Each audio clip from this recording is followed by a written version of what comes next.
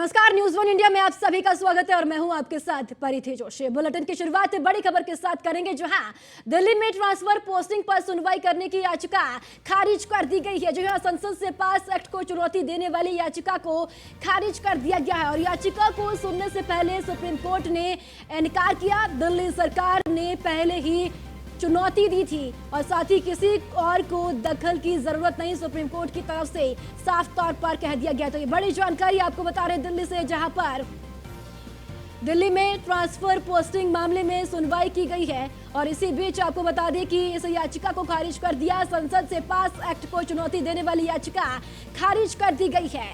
याचिका को सुनने से पहले सुप्रीम कोर्ट ने इनकार कर दिया और दिल्ली सरकार ने पहले ही चुनौती दे रखी है और इस किसी और के दखल की जरूरत नहीं, सुप्रीम कोर्ट की तरफ से कहा गया है। ये बड़ी जानकारी दिल्ली से आपको बता रहे ट्रांसफर पोस्टिंग मामले को लेकर, जहां पर याचिका खारिज कर दी गई है और इस बीच आपको बता दें कि दिल्ली में ट्रांसफर पोस्टिंग पर सुनवाई करने की याचिका खारिज कर दी गई है। यह बड़ी जानकारी, संसद से पास एक्ट को चुनौती देने वाली याचिका को खारिज कर दिया गया है। याचिका को सुनने से सुप्रीम कोर्ट ने इनकार कर दिया और दिल्ली सरकार ने पहले ही दे रखी है चुनौती सुप्रीम कोर्ट की। तो बड़ी जानकारी आपको बता रहे हैं और इसी खबर पर ज्यादा जानकारी के साथ हमारे संवाददाता पीयूष तिवारी फोन लाइन पर हमारे साथ जुड़ गई हैं। पीयूष, दिल्ली में ट्रांसफर पोस्टिंग मामले पर जो याचिका दाखिल की गई थी उसको खारिज कर दिया गया है, क्या कुछ पूरी जानकारी दीजिए और याचिका खारिज किस लिए की गई, इसकी भी वजह बताएं। बिल्कुल, अगर हम बात करें तो आपने देखा होगा कि किस तरीके से पिछले एक साल में दिल्ली के उपराज्यपाल और दिल्ली के मुख्यमंत्री के बीच खींचतान चली, खासतौर पर अधिकारियों के ट्रांसफर पोस्टिंग को लेकर। इसके बाद बकायदा ये मामला सुप्रीम कोर्ट पहुंचा हुआ था और सुप्रीम कोर्ट ने कहीं ना कहीं दिल्ली सरकार के पक्ष में उस दौरान फैसला सुनाया था। तब केंद्र सरकार अध्यादेश लेकर आई और दोनों ही सदनों से इस बिल को केंद्र सरकार ने दिल्ली सेवा बिल को पास करा लिया था। सबसे बड़ी बात है कि इस दिल्ली सेवा बिल पास कराने के बाद कहीं ना कहीं दिल्ली में अधिकारियों की ट्रांसफर पोस्टिंग पर संसद से जो बिल पास हुआ था उसको चुनौती देने के लिए एक याचिका डाली गई थी सुप्रीम कोर्ट में और सुप्रीम कोर्ट ने सीधे तौर पे इस याचिका को सुनने से मना कर दिया। सुप्रीम कोर्ट ने ये तर्क दिया है कि जो प्रभावित पक्ष है यानी दिल्ली सरकार ने पहले से ही इस पूरे मामले में चुनौती दे रखी है, यानी कि दिल्ली सेवा बिल को जब दिल्ली सरकार ही चुनौती दे रखी है तो इसमें किसी और व्यक्ति के दखल देने की जरूरत नहीं है, यानी कि किसी अन्य व्यक्ति के याचिका दाखिल करने की जरूरत नहीं है। क्योंकि जिसको दिक्कत है, दिल्ली सरकार को इससे परेशानी अगर है तो दिल्ली सरकार खुद इसके खिलाफ कहीं ना कहीं दिल्ली सरकार ने याचिका डाला है। तो ऐसे में इस बात को लेकर कहीं ना कहीं सुप्रीम कोर्ट ने इस याचिका को सुनने से कहीं ना कहीं फिलहाल मना कर दिया है। बिल्कुल पीयूष, यहाँ माने कि दिल्ली सरकार को यहाँ पर जिस तरीके से सुप्रीम कोर्ट ने याचिका को खारिज कर दिया, अब दिल्ली सरकार को यह बड़ा झटका लग गया है। देखिए, अगर हम बात करें तो चूंकि ये जो याचिका दाखिल की गई है वो दिल्ली सरकार की ओर से नहीं दाखिल की गई है, तो ऐसे में ये कहना कि दिल्ली सरकार को झटका लगा है ये उचित नहीं होगा, क्योंकि दिल्ली सरकार ने पहले अपनी याचिका डाली हुई है, निश्चित रूप से उस पर सुनवाई चल रही है। ये किसी अन्य व्यक्ति के द्वारा याचिका डाली गई थी और दिल्ली सेवा बिल को कहीं ना कहीं चुनौती दी गई, तो इस व्यक्ति को कहीं ना कहीं एक तरीके से झटका जरूर लगा है जिसने याचिका को डाला है। चलिए ठीक है पीयूष, बहुत बहुत शुक्रिया महत्वपूर्ण जानकारी देने के लिए। वहीं दिल्ली में भारत और दक्षिण कोरिया के संबंधों के 50वीं वर्षगांठ है। जी हां, यूपी पर्यटन विभाग का पॉप संगीत समारोह की कल से शुरुआत होगी। नोएडा में संगीत समारोह का पहला आयोजन किया जाएगा। लखनऊ, कानपुर और आगरा में भी आयोजन होगा और कल ग्रेटर नोएडा स्थित शारदा विश्वविद्यालय में आयोजन किया जाएगा और आयोजन में दक्षिण कोरिया के पॉप कलाकार औरा और फ्राइडे शामिल होंगे और 15 सितंबर को ASRUMU लखनऊ में कार्यक्रम का आयोजन किया जाएगा। वहीं 16 सितंबर को anal house group of institute Kanpur में भी कार्यक्रम होगा। वहीं 27 सितंबर को संस्कृत विश्वविद्यालय आगरा मथुरा रोड में कार्यक्रम का आयोजन किया जाना है। दिल्ली में प्रेस कॉन्फ्रेंस कर दी जानकारी दी गई है कि आयोजन में दक्षिण कोरिया के पॉप कलाकार औरा और फ्राइडे शामिल होने जा रही हैं। तो 15 सितंबर को ASRMU लखनऊ में कार्यक्रम का आयोजन किया गया है। तमाम तरीके से कार्यक्रमों की जो तिथि है वो भी निर्धारित कर दी गई है। दिल्ली में भारत और दक्षिण कोरिया के संबंधों के 50वीं वर्षगांठ के उपलक्ष्य में इन कार्यक्रमों का आयोजन किया जा रहा है। वहीं आपको बता दें कि यूपी पर्यटन विभाग का पॉप संगीत कार्यक्रम का भी आयोजन किया जाएगा। नोएडा में संगीत समारोह का पहला आयोजन किया जाएगा। इसी बीच कानपुर, लखनऊ और आगरा में भी कार्यक्रम का आयोजन किया गया। अलग अलग तिथि लखनऊ, कानपुर और आगरा के लिए तय की गई है। तो कल ग्रेटर नोएडा स्थित शारदा विश्वविद्यालय में कार्यक्रम का आयोजन होगा और प्रेस कॉन्फ्रेंस कर यह जानकारी दी गई है। वहीं अब खबर दिल्ली से है, जहां दिवाली पर इस साल भी पटाखे फोड़ने पर बैन रहेगा। जी हां, दिल्ली के पर्यावरण मंत्री गोपाल राय ने निर्देश जारी कर दिया है। वहीं दिल्ली पुलिस को लाइसेंस की अनुमति नहीं देने के भी निर्देश जारी कर दिए हैं। तो ये बड़ी जानकारी दिल्ली से आपको बता रही, जहां पर दिवाली पर भी इस साल पटाखे फोड़ने पर बैन रहेगा। जिस तरीके से पिछले साल भी बैन रहा, तो इस साल भी वही आदेश जारी कर दिया गया है। दिल्ली के पर्यावरण मंत्री गोपाल राय ने निर्देश जारी कर दिए हैं। दिल्ली पुलिस को लाइसेंस की अनुमति नहीं देने के निर्देश मंत्री की ओर से दिए गए हैं।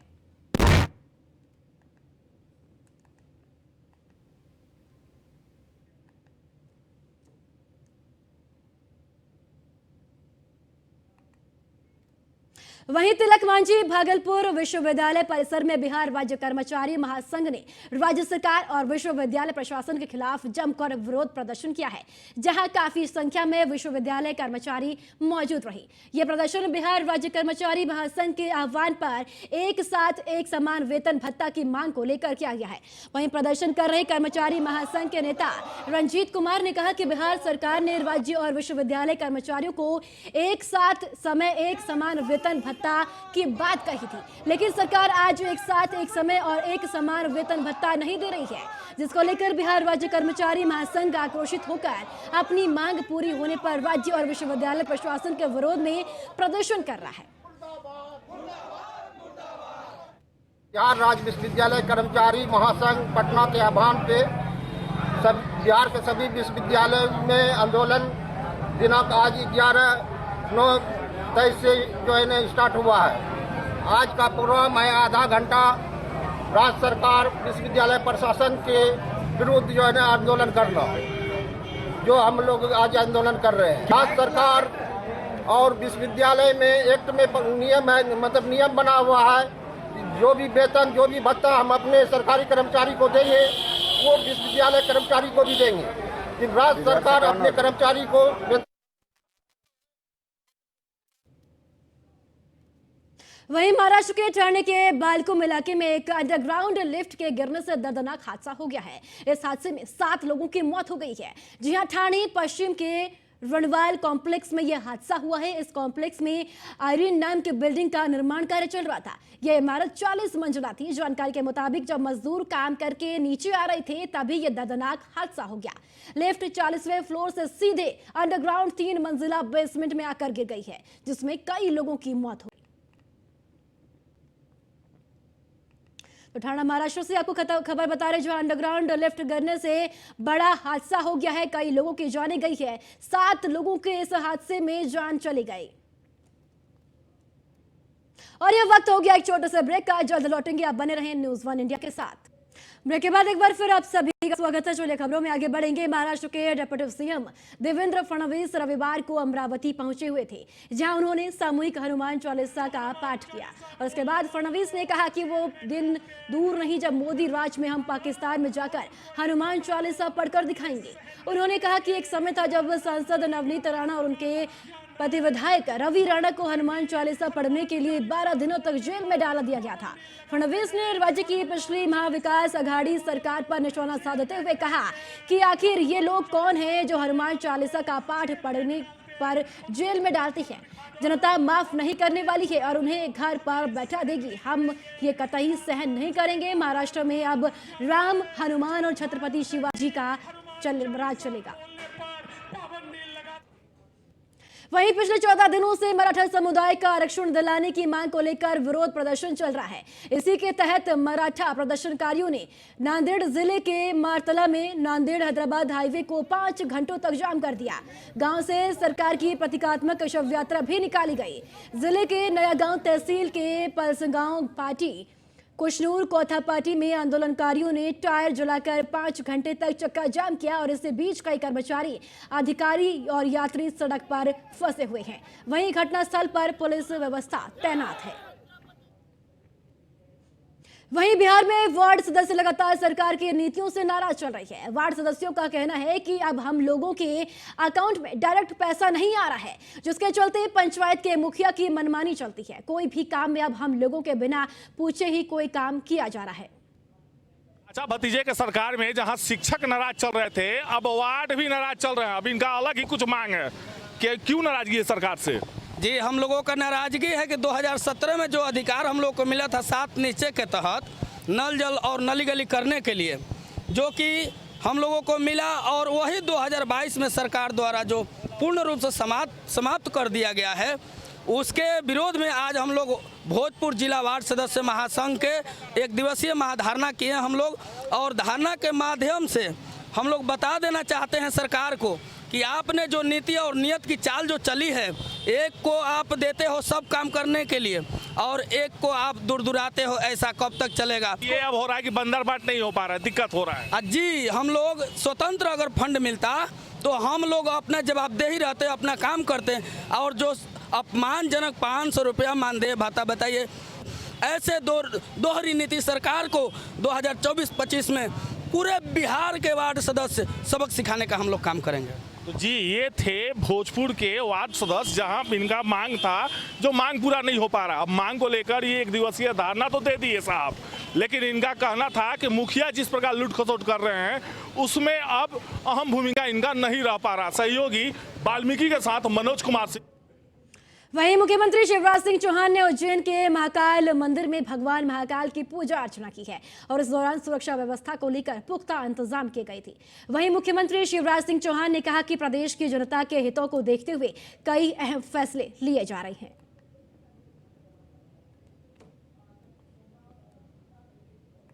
वहीं अतीक और अशरफ की हत्याकांड की जांच की मांग की गई है। जी हां, सुप्रीम कोर्ट में आज इस मामले में सुनवाई टाल दी गई है। 3 अक्टूबर को अगली सुनवाई होने जा रही है। पिछले सुनवाई में कोर्ट ने जांच की स्थिति का विवरण मांगा था और दायर चार्जशीट और मुकदमे की स्थिति का विवरण भी मांगा गया था। तो सुप्रीम कोर्ट में जो आज इस मामले की सुनवाई टाल दी गई है, 3 अक्टूबर को अगली सुनवाई होगी। अतीक अशरफ मामले के हत्याकांड को लेकर यह सुनवाई टल गई है। 3 अक्टूबर को सुनवाई होनी है। पिछले सुनवाई में कोर्ट ने जांच की स्थिति का विवरण मांगा था।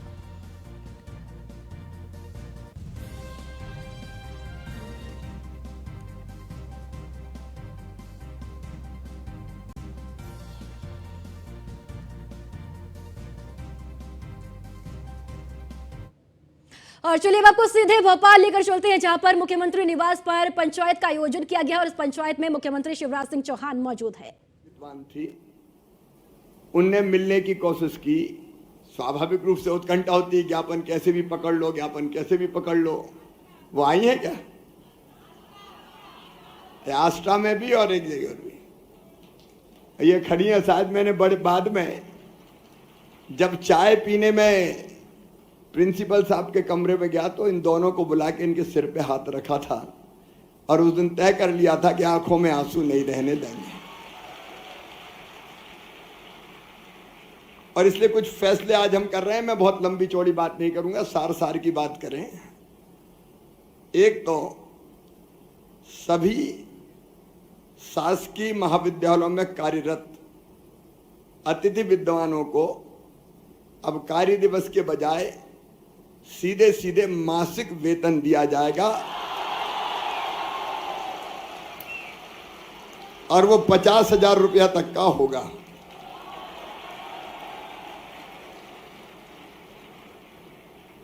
अच्छा, इसमें तकनीकी वाले भी शामिल माने अपने आप को।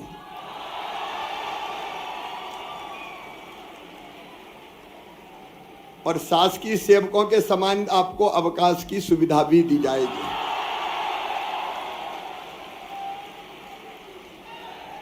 एक अकादमिक सत्र में अपने महाविद्यालय के स्थान पर आप जो चाहेंगे, आपके आसपास कोई महाविद्यालय होगा, वहां स्थानांतरण की सुविधा भी दी जाएगी।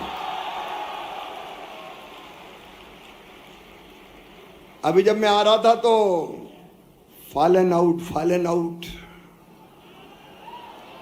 अब ये फॉलन आउट जो है उनको भी इन किया जाएगा, उनको भी मौका देने का काम किया जाएगा। उनको फिर से आमंत्रण देंगे रिक्त पदों पर, लेकिन हमारी जिंदगी में और निश्चितता आए, इसलिए मुझे लगता है कि कुछ कदम और उठाना जरूरी है। आप जानते हैं यूसीजी के गाइडलाइन के कारण कुछ दिक्कतें हैं, लेकिन उसमें से भी हम रास्ता निकाल रहे हैं। एक तो अतिथि विद्वानों और व्याख्याताओं के लिए अभी यह व्यवस्था नहीं है। मैं पीएससी की परीक्षा में संशोधन करके 25% पद आरक्षित करूंगा।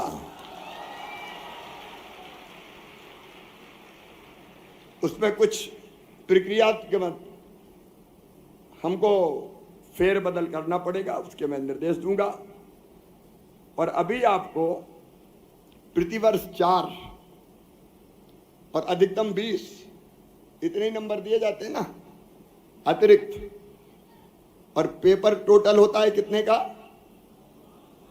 900 का होता है। और इसलिए ये थोड़ा कम लग रहा है मुझे।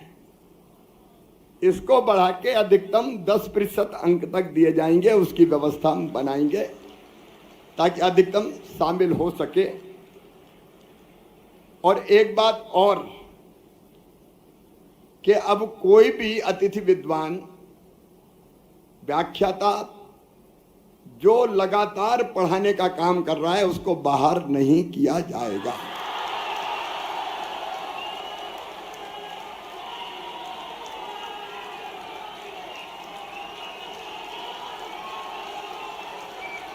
ये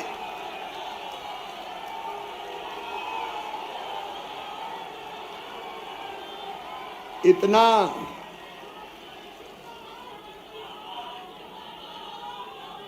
बड़ा प्रदेश है हमारा,